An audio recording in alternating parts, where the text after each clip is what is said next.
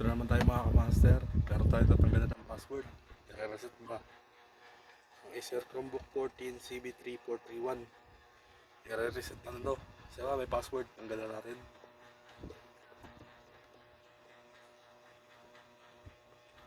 Okay mga master. Off muna natin to syempre. Then, shutdown. Then, dito tayo sa button. Escape. Escape, ground, and power for 6 seconds. 1, 2, 3, 4, 5, 6, 7, 7 seconds. Yan bitaw. Kaya natin siya bumukas.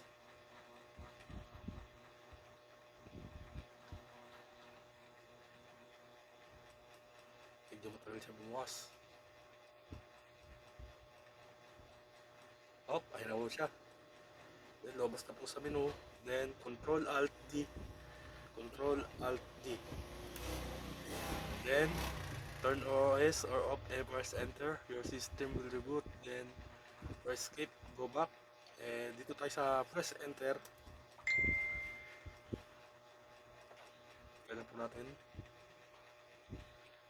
Press enter po yung pinindot natin na press enter. Press enter.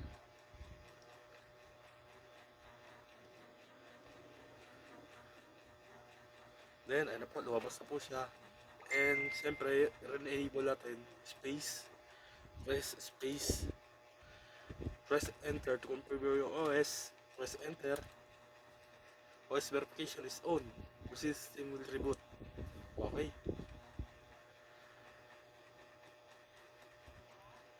Ganoon na po kadali, kamaster, yung pagtanggal ng Chromebook OS ng ating Acer.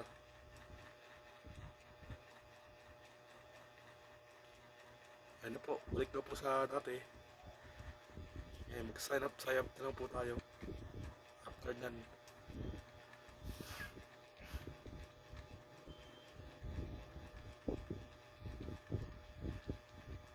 Okay, ayun po. Malilis na po siya. Okay na. Sa pagkatanggal po ng password, ayun na po. Back to reset ng factory. Sige po.